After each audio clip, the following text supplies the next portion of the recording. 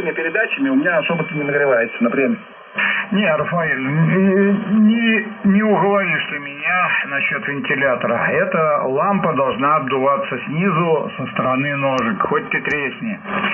Вот, тем более, если снимать с нее приличную энергетику.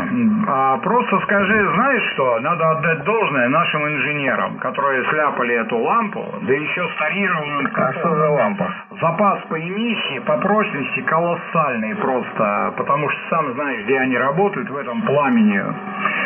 Вот, в УРУ.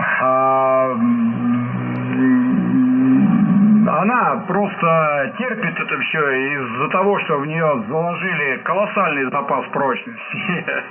Была бы какая-нибудь китайская, давно уже в помойку улетела при этом.